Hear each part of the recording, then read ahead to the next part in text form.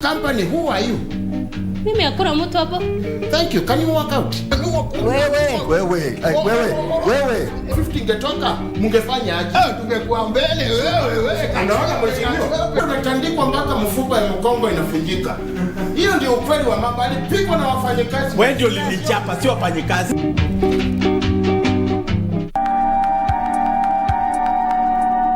You and her can be Baba Jane's wives. Sharing is caring.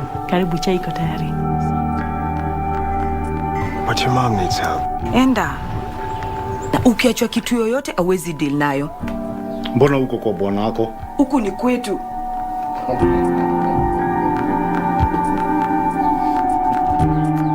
I've never killed anyone before. If mom is not happy, I can't be, yeah? Could you please come over? Mark is trouble.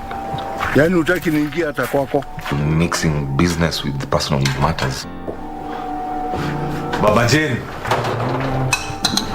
I love you so much, Kristen. Are you too serious about this marriage business?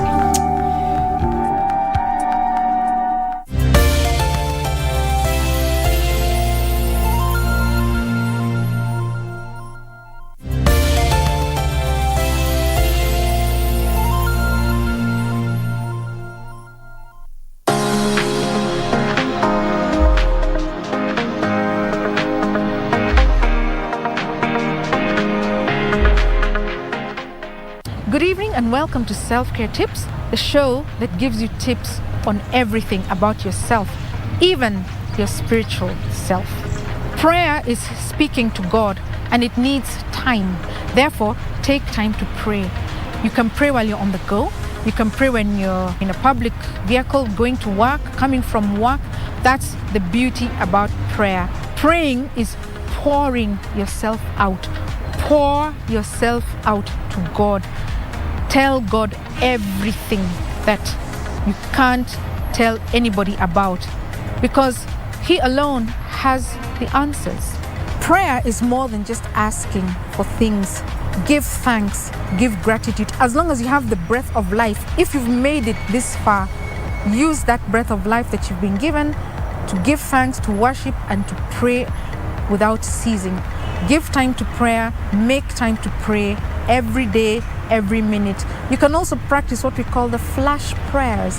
Prayers that you can pray anywhere, at any place, just within you, as long as you know you're talking to God. This has been Self-Care Tips, and we've talked about getting into a praying habit, one of the best things you can gift yourself. I am Irene Joroga.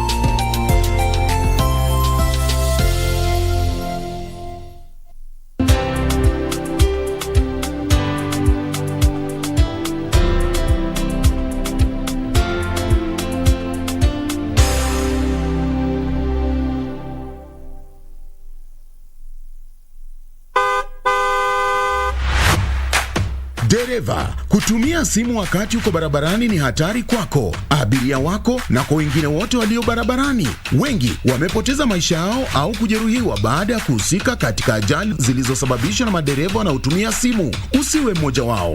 Usalama barabarani unaanza na wewe. Ujumbe huu unaletwa kwako na Kenya National Highways Authority. Quality Highways, Better Connections.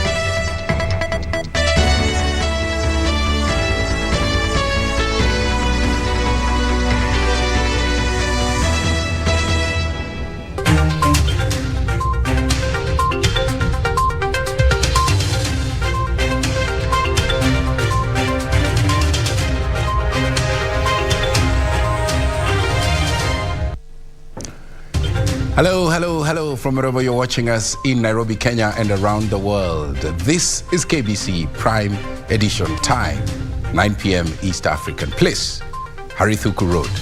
Good evening. My name is Mboya. Top in this live broadcast.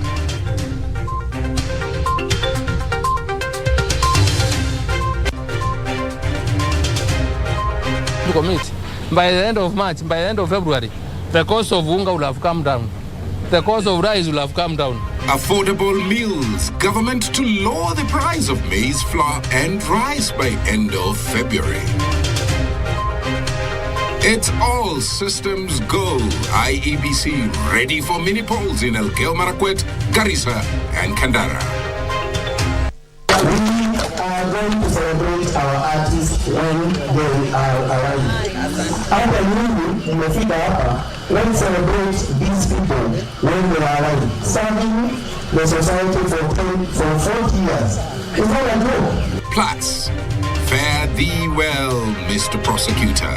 Veteran actor Gibson Gathu, laid to rest in Nyandarua County.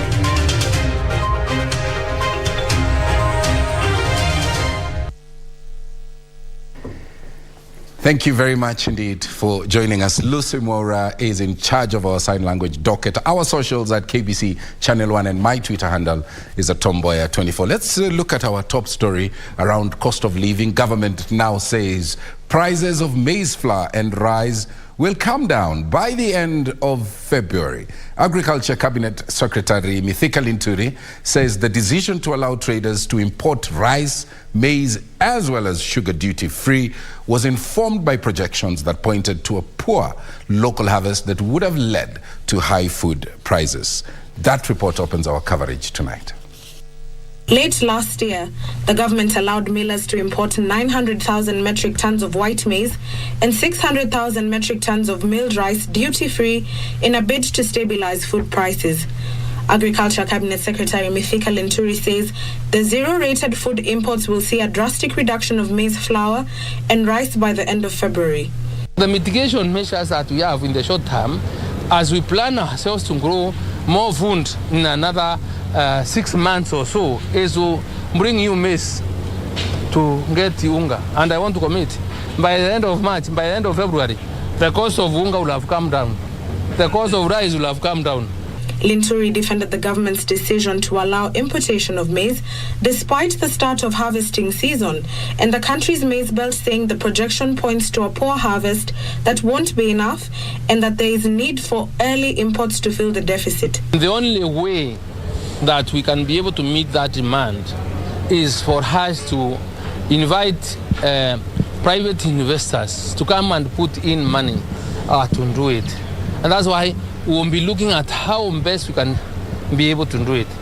However, the government is optimistic that the country's normal agriculture production will be attained in the next 6 months.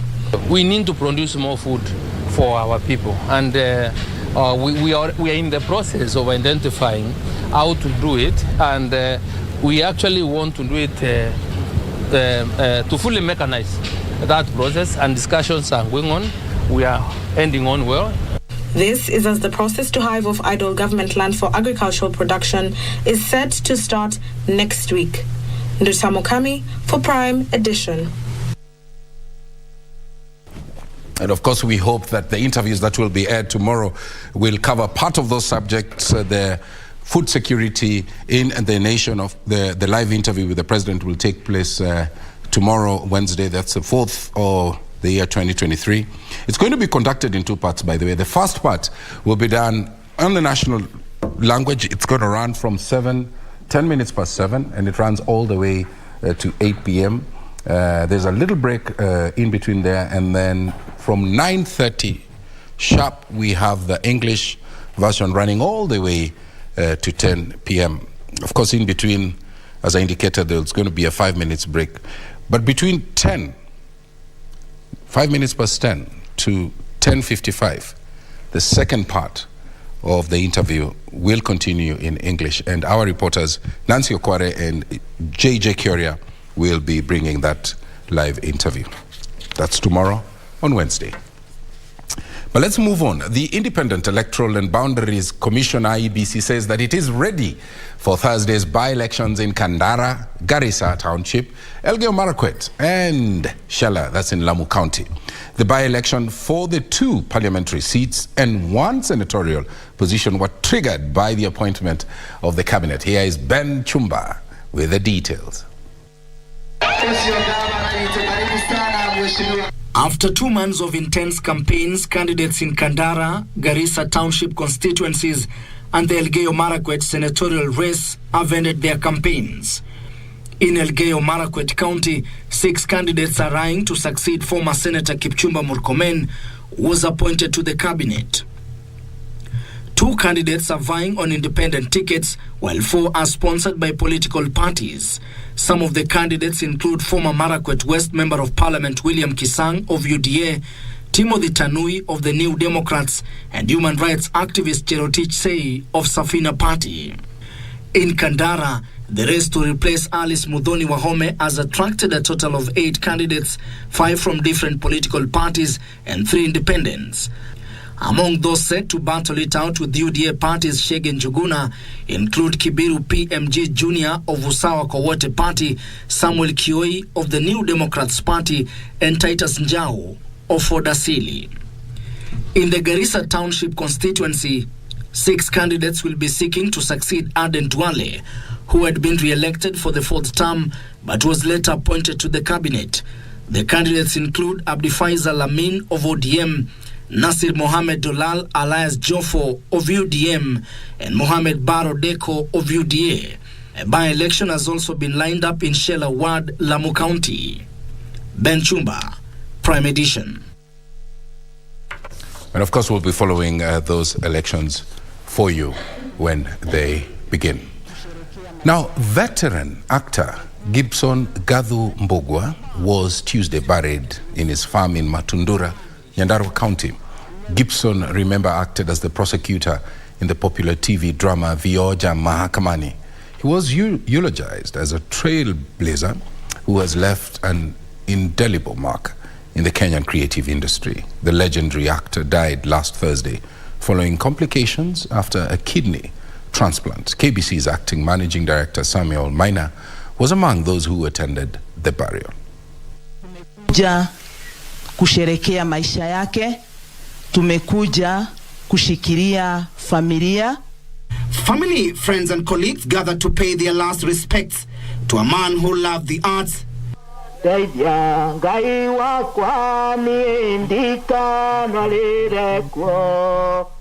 Kama ni shahidi na kuomba utoke nje. Gibson Gathu Mbogwa, famed for the natural and authoritative execution of his role as a prosecutor, has been laid to rest. To his family, Gibson was a pillar, a strong one for that matter, one that they gladly shared with the global audience. My darling husband, my love and my best friend, parting you with you is most heartbreaking event of my life. However, I take comfort in knowing that you have rested in glory, and that has been my prayer and my wish. My friend, my cheerleader, you said that taught us that even our most profound losses are survivable, and that it is what we do with that loss, our ability to transform it into a positive event. That is one of my dad's greatest lesson. Rest in eternal peace, Papa.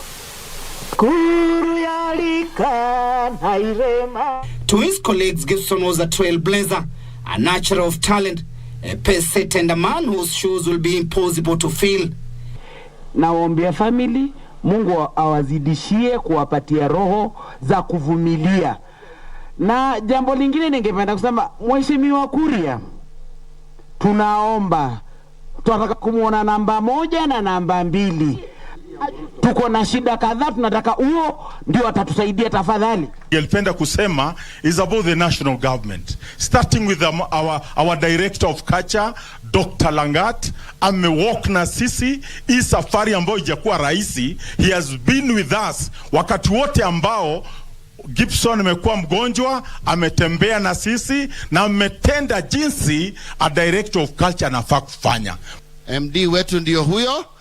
Kenya Broadcasting Corporation Acting Managing Director Samuel Maina eulogized the late actor as a man whose contribution to the progress of arts industry will be greatly missed.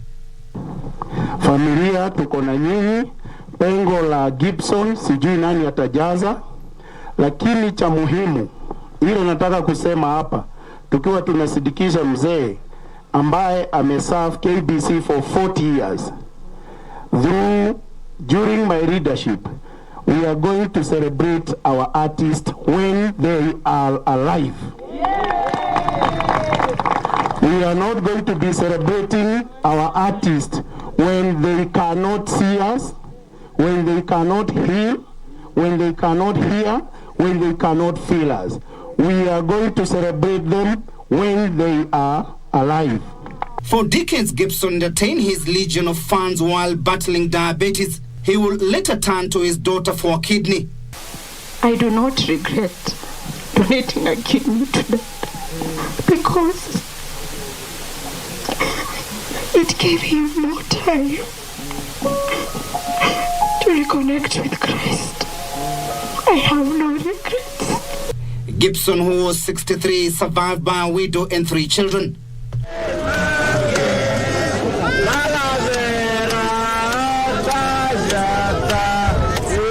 Even as Kenyans mourn the death of the legendary Gibson Gathu, one of the celebrated artists in Kenya, it is evident that he has left a mark, with the young and old aspiring to be comedians devastated about his death.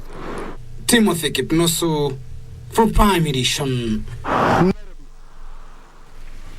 Of course, it's been a tough one for the KBC fraternity, and may his soul rest in peace. Of course, Gibson was a trailblazer, as mentioned, in that space of arts, and there are those of you who may just want some additional information on him. Here is his profile.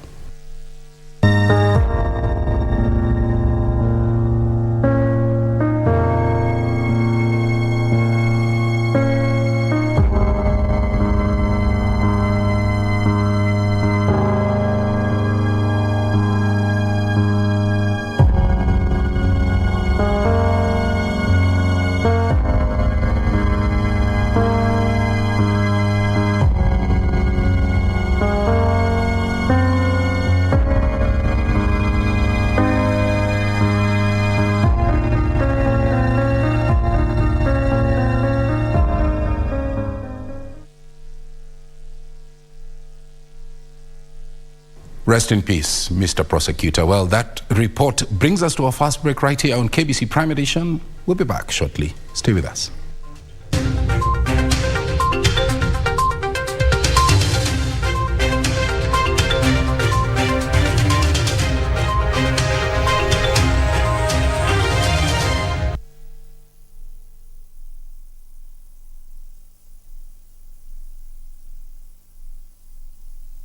To get the pit as your skiza tune, dial *811 *397#. You may be in the pit. You do not see how you could get out.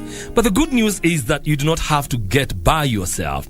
The Most High God is about to lift you out. He's about to turn the medical report. He's about to free you. He's about to open new doors, bringing new opportunities, new relationships. The pit is not your destination. Get ready to rise. To get the pit, dial *811 *397#. *811 *397#. Cheza loto, shinda pesa moto. Wachua mamili leo na loto moto. Cheza ukianzia na shilingi 50 na ushinde milioni 2 kila siku. Kucheza ni rahisi zaidi. Kwenye M-Pesa, chagua lipa na M-Pesa. Paybill number, weka 757070. Account number, andika neno loto. Kisha, weka star. Alafu nambari yako ya simu. Kwenye amount, weka kiwango chochote cha pesa. Kuanzia shilingi 50 hadi shilingi 2000. Lipa hapa na usubiri draw. Makinika papa hapa ili utimize ndoto zako na Loto Moto. Cheza kwa kuwajibika. Mchezo huu ni wazi kwa watu walio na umri wa miaka 18 na zaidi. Ujumbe huu umeidhinishwa na BCLB. Cheza Loto Moto. Shinda pesa moto moto. Usalama barabarani ni jukumu letu sote. Usiwaletee wanaokupenda majonzi bila sababu. Uwe dereva au uwe unatembea barabarani kwa miguu, fuata sheria zote za barabarani ili kujiepusha na ajali. Usalama barabarani unaanza na wewe. Ujumbe huu unaletwa kwako na Kenya National Highways Authority. Quality Highways, better connections. Do you have a news story to share with KBC? Get in touch swiftly on email news@kbc.co.ke or call 0723-892-654 or 0734-780-124.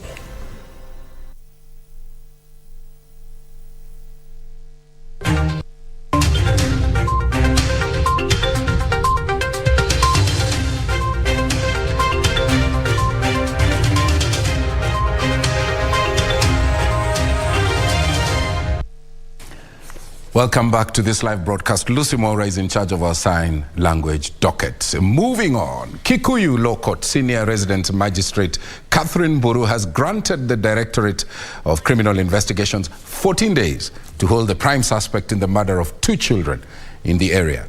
Investigating Officer Paul Maroba had requested the court to allow them to hold Mary Mukami Kinyajui in custody so as to finalize investigations into the matter. Brian Kinyanjui Gathu and Elizabeth Wambui Gathu, aged 7 and 3 years respectively, were found murdered and their bodies were dumped in the bathroom of their house on New Year's Eve. The discovery of the body led to the arrest of their mother, who is now the subject of an ongoing probe. Mary Mukami Kinyanjui will be held for 14 days to allow detectives to conclude the probe into the alleged homicide. Your Honor, we have reasons to believe that the said suspect is connected with the said offense or has got information that can help me in my investigation. Meanwhile, a minor alleged to have killed his 3-month-old daughter before attempting suicide was arraigned in Narok. The 17-year-old boy allegedly defiled a 13-year-old girl who is the mother to the deceased infant. The boy, who was brought before Narok resident magistrate Daniel Ngayo, will remain in custody for 14 days. The autopsy on the deceased is yet to be conducted, and there's need to ensure that all these areas are covered before the respondent is able to attend the release. The magistrate ordered the boy be taken for age and mental assessment before he is brought back to the court on January 17, 2023. And in conclusion of the investigations, I further order that the respondent to undergo age assessment at Narok County Referral Hospitals. Finally, Busia High Court has dismissed an application by lawyers of ANC gubernatorial candidate Sakwa Bunyasi for the recount of votes in his case to challenge Governor Paul Otuoma's victory on the 9th August 2022 general election. While delivering, the judge, David Kenay, said the application did not meet the threshold. The petitioner's application dated 9 December 2022 has not met the threshold for review.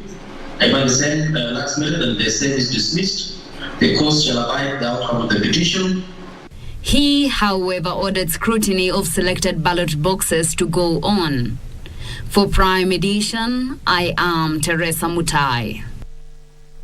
From the corridors of justice around those disturbing stories, let's now look at another item here. And members of the Kenya Kwanza coalition have scoffed at plans to impeach Deputy President Rigathi Gachagua. The MPs say that the motion being propped by Bumula Member of Parliament Jack Wanami Wamboka is a waste of time and a wild goose chase. The Bumula MP claims he will table an impeachment motion against Deputy President Rigathi Gachagua, claiming he was antagonizing Nairobi Governor Johnson Sakaja over his plans to decongest the city. The MP claims the Deputy President is unable to take up his national duties, further accusing him of propagating tribalism. But MPs allied to the Kenya Kwanza Alliance have scoffed at the plans, accusing Wanami of engaging in a wild goose chase. First of all, it's laughable. Because the people who would want to lay an impeachment motion, you don't just bring an impeachment motion. The threshold for an impeachment is so high. And we just have a group of maybe 15 members of parliament who think that they can impeach the deputy president. Waboka is trying to seek attention, and he must understand His Excellency the Deputy President of the Republic of Kenya, Honorable Gachagua, cannot answer him. He's too senior even to listen to whatever he's doing. But also, the issue is that their mentalities, there must be people who are working behind him. The MPs say the Deputy President was justified in asking Sakaja to go slow on his decongestion plan, as it would disrupt lives in the city. We recognize His Excellency the Deputy President, Honorable Gachagua, as our leader who works on behalf of His Excellency the President of the Republic of Kenya, Honorable Ruto. And whenever Gachagua gives direction or reprimands or tells a certain leader, this is my thought and this is how I think things should be done, we should respect his opinion. Even though you don't agree with it, you have to sit with him and convince him on your way. The President has stayed true to our promise to the people, that we shall stand with them and we shall address their issues. That is what he did. And by the way, for information, you know, a lot of things pass a lot of people because they've been sitting in big offices driving big cars. You forget how much it is, especially like now when it's raining and you're coming from Markiti and you need to go to Githunguri and you need to walk to where your matatus are. The MPs have accused a section of leaders from Western Kenya of trivializing the Deputy President's remarks. It's the capital of the government, of the central government. I mean, this is a capital that has the Parliament of Kenya, the National Assembly. This is a city that has Central Bank. This is a city that has State House. This is a very important city. And therefore, the importance of this county of Nairobi is so much that people must, it cannot just be governed by governor just saying, I've given direction like this or like this. It is so important. I mean, there are some issues that will come and affect the National Assembly and how we run our affairs. We will not entertain any debate that is focused to His Excellency, the Deputy President, Honorable Gachagua. No, the issue of moving a motion of impeachment for against Gachagua, that's a nonsense, and that's not a debate we can entertain. John Jacob Curia, Prime Edition. Now, there are these two suspects on the run, allegedly to be involved in a grisly murder of a primary school teacher. The police in Nyamira are now asking them and advising them very strongly to surrender to the nearest police station. Area DCI Paul Makonge dismissed rumors that Agneta Agwata, one of the suspects, had been arrested in Nakuru. He said detectives were, in fact, on their trail of those two people, including Zablon Kagera, who's a boyfriend to Agwata. Speaking in Nyamira town, authorities say following the murder of Ezekiel Getangwa, members of the public were agitated and might take the law into their hands. Thus, the urgency for suspects to surrender themselves to the police. So this house belongs to Agneta Agwata. We have tried to trace her. She has switched off her phones, but we're on the trail. We are asking her to report to any nearest police post or police station or any police officer for our own safety first. We're also running for Agneta's boyfriend. Agneta's boyfriend, Zablon Kagera. Zablon Kagera, who comes from the same area. We have proper information that is also involved. We are asking this Zablon Kagera, whatever he is, for his friends, please let this boy surrender themselves to the police station. The mutilated body of the 40-year-old teacher was found at a residential house in the outskirts of Nyamira town, owned by one of the suspects known as Agneta Agwata, who is a nurse in the county. There was a house that was there. There was nobody in that house. It was closed. All the doors were closed, including the maid kit. So we said, I think we should step in there. Let us go over the fence and check why the place is so deserted. So we went inside there, and to our amazement, we discovered actually it is at that place where the mutilated body. According to the DCI, police made fruitless efforts to search for the deceased after his family reported his disappearance for over 3 days. Police were tipped off by a member of the public about a commotion that allegedly ensued in the deserted house where the body was found. On the same day, when this person is said to have come this side, there was a lot of noise and somebody crying, asking to be forgiven. Please don't kill me. One of your people, please don't kill me. And then the noise ceased. But they were not able to tell us at that point where exactly. After recovery of the body, police could not trace the owner of the house through the phone that was allegedly used to call the deceased. We had information in the morning, some such rumors that the woman has been arrested in Nakuru. But we confirm to you that it is not us. We have not arrested her. There is no such arrest that has been reported to us from Nakuru. The body of the deceased was moved to Nyamira County Referral Hospital mortuary pending investigations. Reporting for Prime Edition, I'm Jackie Wambiru. Jackie Wambiru there on Crime Watch. Many questions really being raised around these recent killings, I think. Now, the county government of Isiolo and the Northern Rangelands Trust Organization have rolled out a program through which they are helping locals to evacuate their animals to parts of Tana River County to access greener pastures. Isiolo County is among the 23 regions hardest hit by the prolonged drought occasioned by delayed rainfall. Recent data from National Drought Management Authority NDMA shows that more than 145,000 residents are in dire need of food. Andrew Okero puts that story into perspective.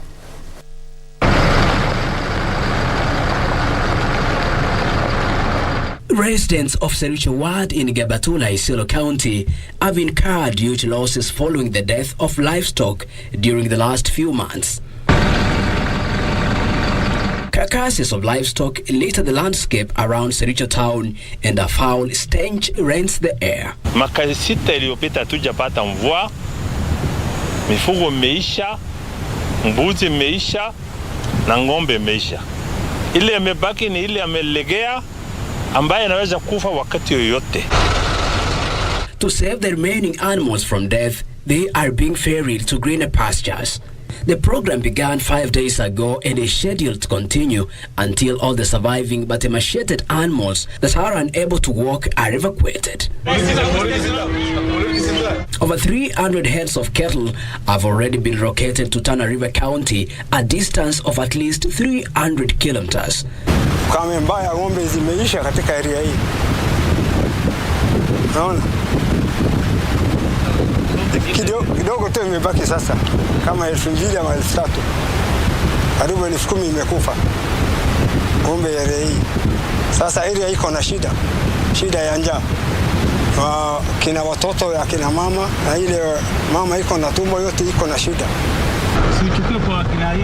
The ward administrator Idris Golicha said Modogashe, Badana, Irasaboru, Eldera, Komobura and Sericho are hard hit by the current prolonged drought situation, with over 10,000 cows succumbing to the drought in the last few months. As county government tumefanya some intervention ya chakula food relief of about 3,478 households, ambaye tunashukuru His Excellency the Governor, Abdi Ibrahim Mbuya, for his respond quickly kwa hali yetu, kutusaidia katika hali yetu. The county governor had suspended all development projects to enable his administration to focus on drought response activities, key among them being the provision of relief food and clean water to affected residents.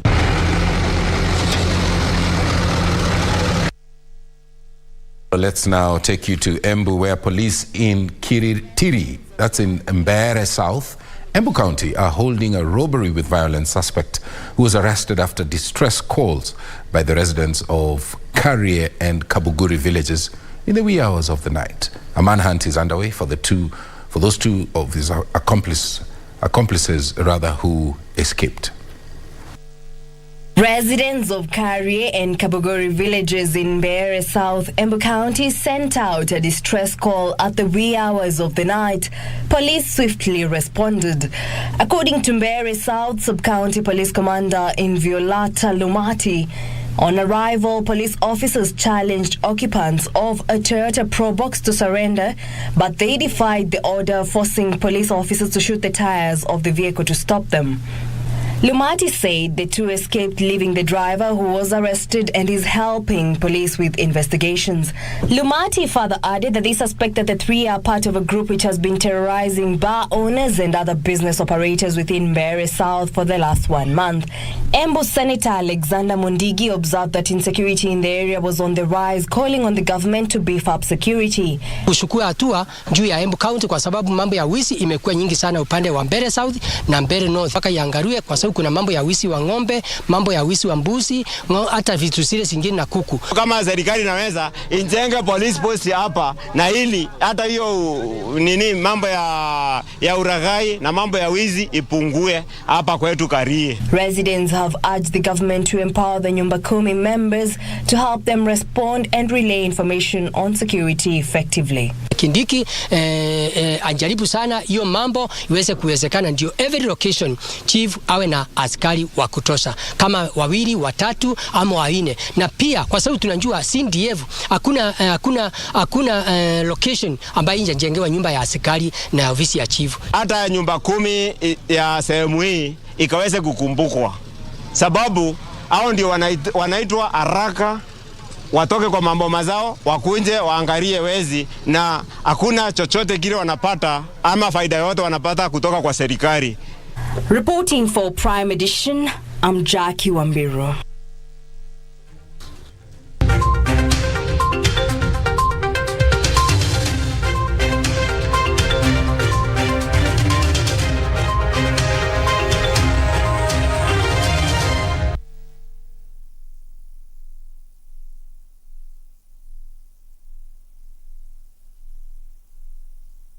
Wachua mamili leo na loto moto. Kucheza ni rahisi zaidi. Kwenye M-Pesa, chagua lipa na M-Pesa. Paybill number, weka 757070. Account number, andika neno loto, kisha weka star. Alafu nambari yako ya simu. Kwenye amount, weka kiwango chochote cha pesa, kuanzia shilingi 50 hadi shilingi 2000. Lipa na usubiri draw. Cheza kwa kuwajibika. Mchezo huu ni wazi kwa watu walio na umri wa miaka 18 na zaidi. Maritime Tips brought to you by Kenya Maritime Authority. Life jackets and staying safe in the waters. The bright colors given to life jackets allow wearers to be spotted by rescue teams. Life jackets should be worn properly in the right size and fit securely in order to save lives. Life jackets should be tested for wear and buoyancy at least once each year. Waterlogged, faded or leaky jackets should be discarded. Life jackets must be properly stored. Wear a life jacket at all times when in a boat. Kenya Maritime Authority for safe and efficient water transport.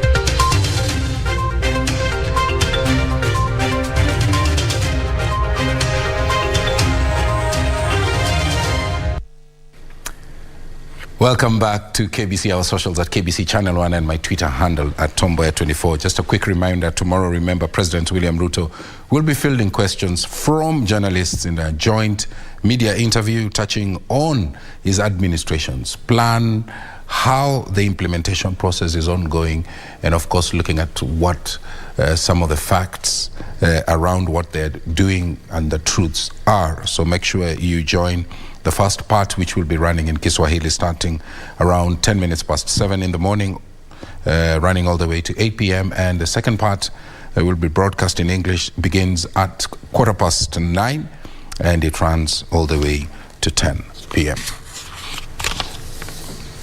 7 a.m., beg your pardon, 7 p.m. in the evening, 7:10. The Kiswahili version will run beginning 7:10 all the way to 8 p.m. That's in the evening. I think it's important to get that one right. And the second part, of course, comes in English, and it starts at 9:15 in the p.m., running all the way to 10.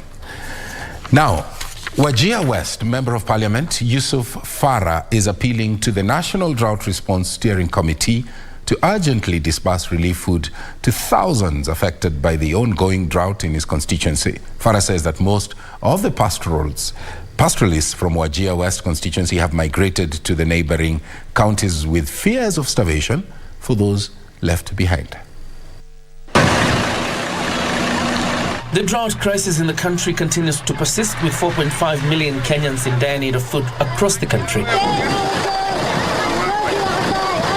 In Wajir West constituency, thousands of Kenyans are affected by drought and are at the brink of starvation as the drought situation continues to wreak havoc. Wajir West Member of Parliament Yusuf Farah says as the drought escalates in the region, livestock and people are now competing for survival due to scarce resources. To tell Wajir West people and even the ASAL areas to kindly change your lifestyle. Change your lifestyle. It is no longer business as usual. We can't be surviving like this. This climate change is real. It's for real. We need to change our lifestyle. We need to adapt agriculture. Only God can salvage the situation at the moment. The people that were left behind are also suffering. Very soon, or even at the moment, you will find all along that people who are succumbing to this starvation. He's now appealing to the National Drought Response Steering Committee to help provide food aid and help avert a crisis. They can confirm Wajir West is the worst hit area.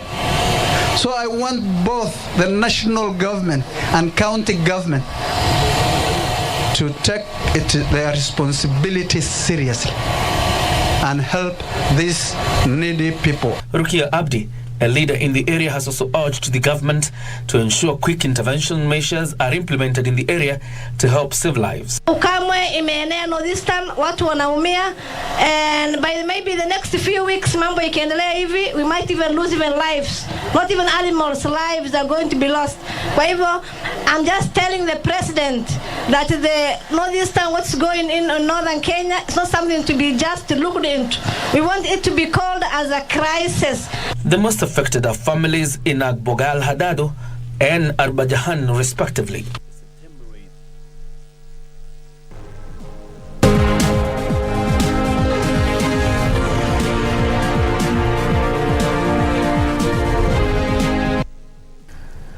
Welcome back. I am now holding the fort for Betty Kitum in the business segment. And let me start it by asking whether you remember last year's building mishaps that saw a number of buildings collapsing both here in the county of Nairobi and also in Kiambu. The Institute of Engineers of Kenya, IEK, now wants government to form a multi-agency task force to run an audit. The institution's chair, engineer Eric Ohaga, says that that audit is very key because it's going to inform crafting of future policies that will regulate the construction industry. The collapse of 5-story building in Ruiru Town, Embu County late last year was the latest building to collapse yet after a series of mishaps in the construction sector that saw a number of buildings still under construction collapse last year. The Institution of Engineers of Kenya now says the government should consider forming a multi-agency task force to carry out forensic audits on collapsed buildings in a bid to formulate measures that will prevent future recurrence. The Institute has also announced a raft of measures that seeks to weed out rogue engineers as a measure aimed at enhancing professionalism in the construction industry. This depends mainly on how many we have inspected. So we have inspected quite a number. And we already categorize them as unsafe, completely unsafe. There are those which are just unsafe, but they can be, somehow they can be, you can improve their structures. Because it's really an investment. So you don't want to bring down everything. So there are those you can improve, but there are those which must come down. Players in the real estate sector have been encouraged to only contact registered engineers in their undertaking as a safety measure. We are engaging government at a policy level. We want to make it mandatory that there's a very strict adherence to the various guidelines that we've given from the planning stage, because when people are submitting, for instance, drawings for approvals, the counties need to have these guidelines at their fingertips to ensure that anyone who's undertaking any project is adhering to them, such that we ensure that we have healthy homes and healthy structures. Frederick Muki for Prime Edition. Sugarcane farmers want national government to strengthen the sugarcane outgrowers scheme and fund the Sugar Research Institute as part of the Mumia Sugar Company revival plans. The Kenya National Federation of Sugarcane Farmers Deputy Secretary General Simon Osechere says quality cane is key in ensuring ailing miller has raw material for operations. Kenya opened a 3-month duty-free sugar import window to caution consumers from high prices that are seen a 2 kg packet of sugar retail at an average of 350 shillings at most outlets. Sugarcane farmers now say sugar imports can be reduced in future if the government revives the sugarcane outgrower schemes that saw farmers produce the required quantity of sugar required by local millers. Kuna shirika kama Musco, that is for Sony, kuna Mosoko for Moroni, kuna Noko for Nzoia. Mashirika kama hayo ambayo yalikuwa yanashikilia upanzi na utekelezaji wa kuhakikisha kwamba miwa inapatikana wakati ambao mila naitaka, iko machua, iko tayari, inabebwa, anapelekewa na kazi yake ni kusiaga. The Kenya National Federation of Sugarcane Farmers say investing in outgrowers should be part of the plans to revive Mumia's Sugar Company and other struggling millers. Tunaomba wanapozungumzia mambo ya miwa, wasungumzia kwanza waanze na mkulima apate nguvu, mkulima ajengwe, na mkulima hata jengwa kama hana institution kama outgrower institution. The government has also been urged to finance Sugar Research Institute to ensure farmers are provided with clean sugar seedlings to produce quality sucrose content. Kwa hivyo ingekuwa bora sana kwa saa hii ili hii mipango yote iwe na nguvu na iwe na uzito, basi wakati uamuzi fulani unataka utekelezwe, then uongozi wa upanzi wa miwa ama sauti ya mkulima itafutwe na ihusishwe. Sugar millers have been encouraged to consider increasing value addition to ensure farmers earn more from sugar byproducts. It's now time to get sporty. Karen Marakwet Kibet is on the other side. Thank you very much, Uncle Tom. It's now time for sports. My name is Karen Kibet. We begin on a sad note where hundreds of thousands of mourners queued through the night to pay respects to Brazil legend Pele, who is lying in state at the ground of his former club Santos. Pele's coffin was placed in the center of the pitch at the Abano Caldeira Stadium in Sao Paulo, with fans lining the streets to get inside the ground. He will be buried later today on the 9th floor of the vertical cemetery at the Ecumenical Memorial Necropolis building in Santos. A funeral ceremony for Pele, who won 3 World Cups with Brazil and is regarded as one of the world's finest ever footballers, is currently taking place in Santos. The football world will continue to pay their last respects to Pele at a funeral ceremony for the legendary forward in Sao Paulo today.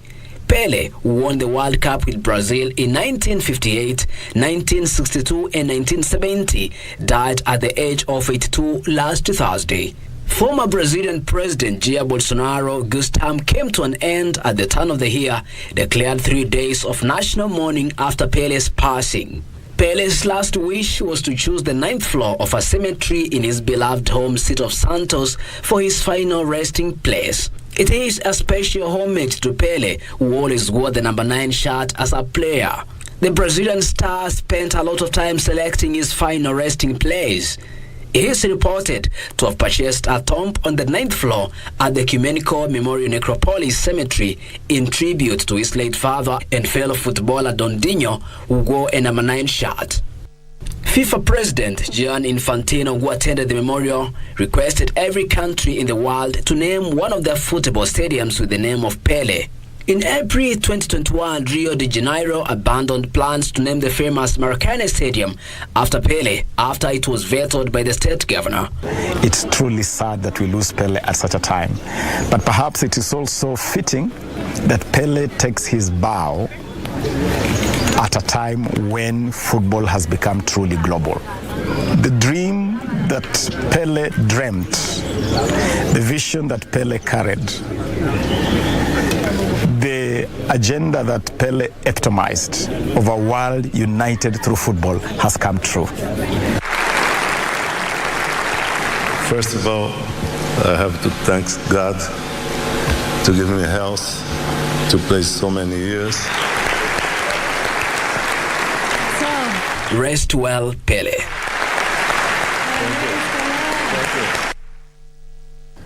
Rest in peace, Pele. He has already been laid to rest in Brazil as an estimated 200,000 plus people turned out to mourn him. So don't go too far away. I'll be back right after this short break with more sports news.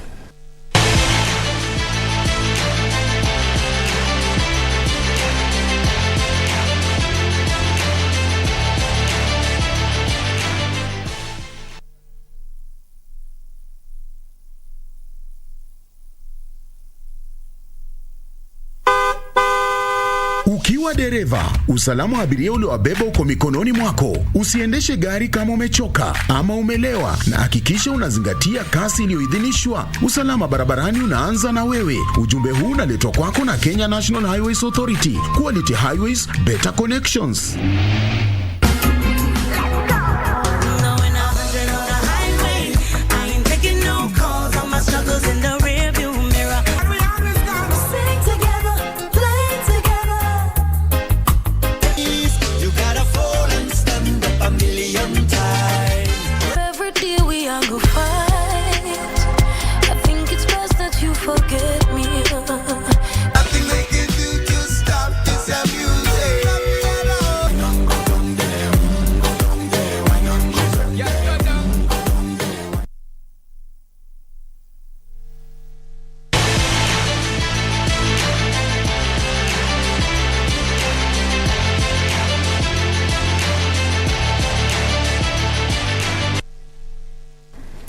Welcome back. Let's continue taking a look at what's making headlines in the world of sports.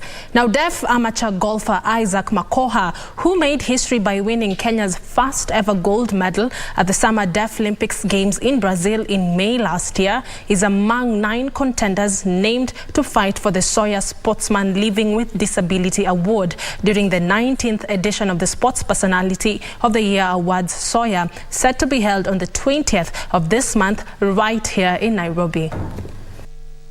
Other athletes on the list include Roger Skip Rope, double Deaf Olympics champion Simon Kibai, 1500 meters Deaf Olympics champion Ian Wambui, 3000 meters steeplechase Deaf Olympics gold medalist Lucas Wandia, as well as experienced Wilson Obi.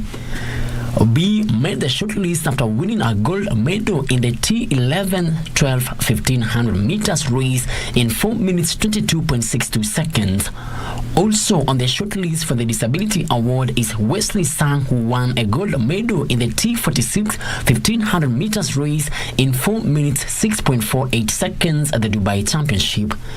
Wheelchair javelin ace James Mangerere has also been nominated for bagging silver in F57 with a throw of 38.65 meters in Dubai. Others are Lucas Wandia, Ian Mboya Kahiga, and Elkana Kiproprono.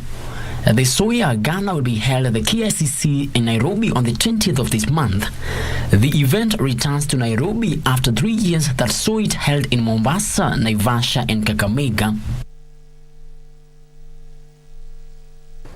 Thank you, Moki. Mikel Arteta's Arsenal will move 10 points clear of Manchester City at the top of the Premier League table if they beat top 4 rivals Newcastle United at Emirates Stadium. In other matches, Everton will take on Brighton, while Manchester United will square it out with Bournemouth at the Old Trafford Stadium.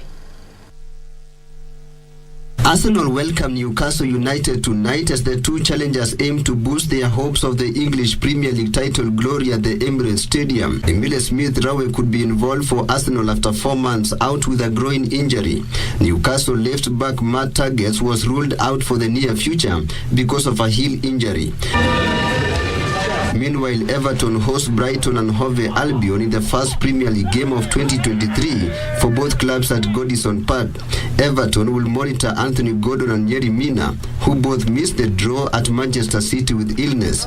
Brighton will give returning World Cup winner Alexis McAllister a fitness test. In other match, Manchester United will be bidding to strengthen their grip on a top 4 spot in the Premier League table when they welcome Bournemouth to Old Trafford. Manchester United forward Marcus Rashford is likely to be recalled, having been dropped against Wolves as punishment for turning up late to a team meeting. Bournemouth will assess midfielder Philip Billing, who suffered a hip problem against Crystal Palace.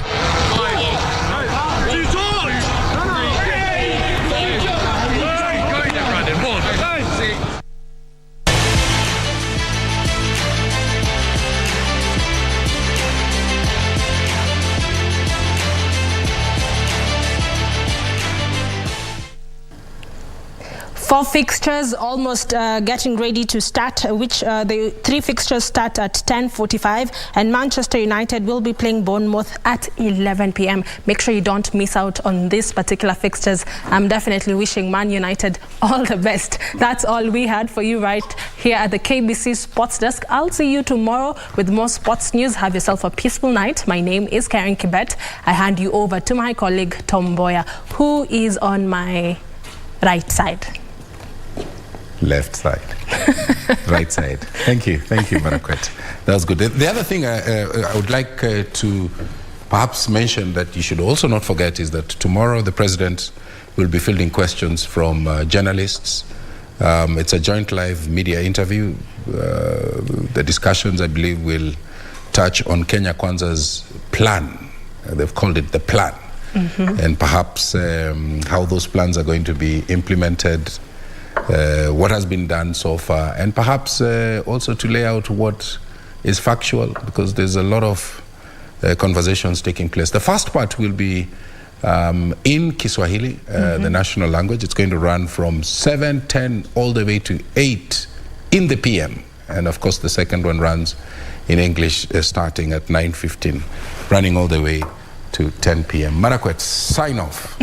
Sign off. That's all we had for you right here at the KBC Prime Edition desk. We will see you tomorrow. Our sign language interpreter, Uncle Tom, is? I'll be back next week. I won't be there tomorrow, but I'll be back next week. Yes. Thank you so much for watching this live broadcast, coming to you from Broadcasting House right here in Nairobi, Kenya. Good night on behalf of the entire team. Bye-bye and God bless you.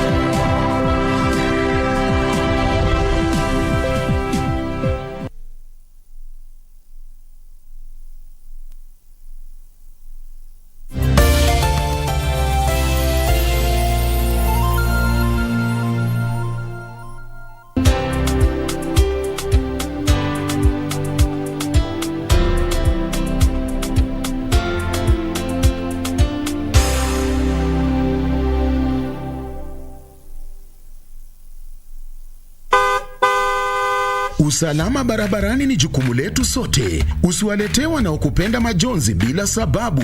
Uwe dereva au uwe unatembea barabarani kwa miguu, fuata sheria zote za barabarani ili kujiepusha na ajali. Usalama barabarani unaanza na wewe. Ujumbe huu unaletwa kwako na Kenya National Highways Authority. Quality highways, better connections.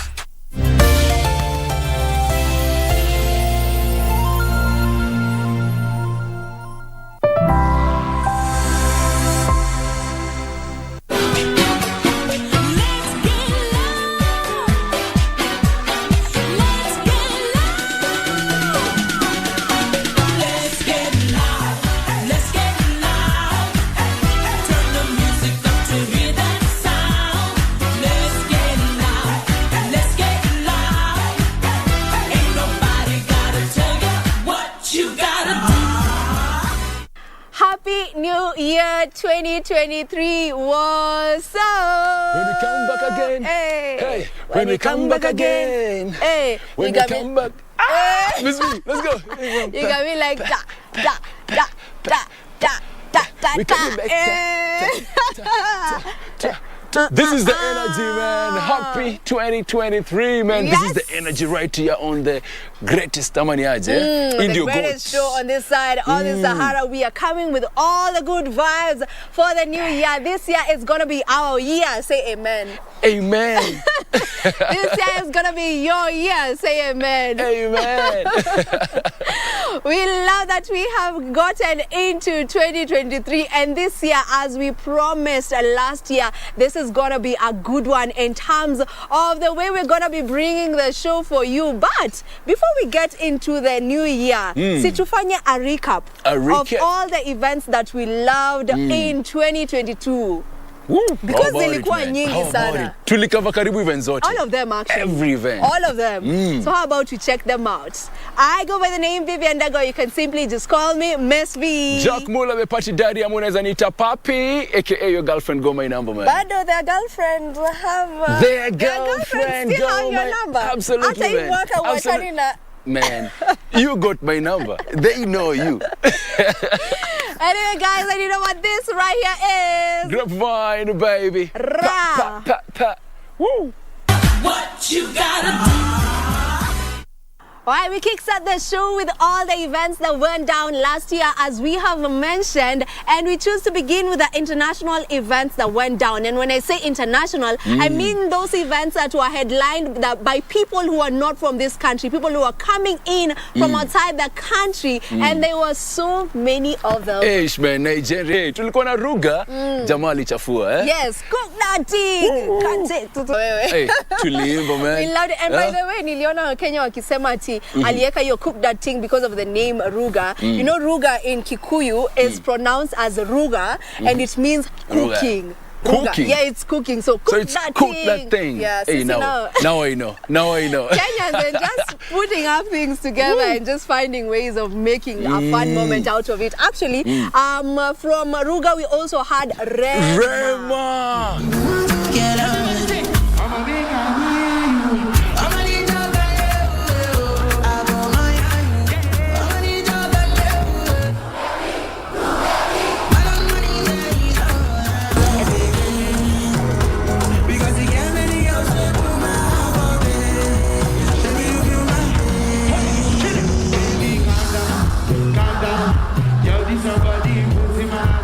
Yes. Hey, his performance was dope. That was dope. Niliona hata Eric Omondi alikuwa na complain, man. Hey. Nigerians walikuja huku sana lakini. Nigerians, man. They really came to the 254 to perform at these shows, but anywho, ni sawa tu. Ilikuwa tu sawa, Ni sawa tu. We also had the one and the only Fire Boy.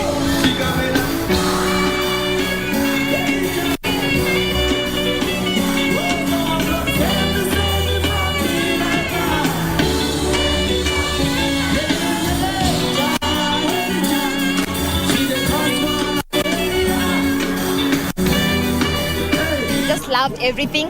Thank you for a nice event.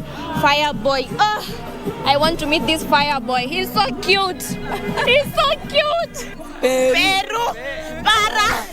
Peru, para.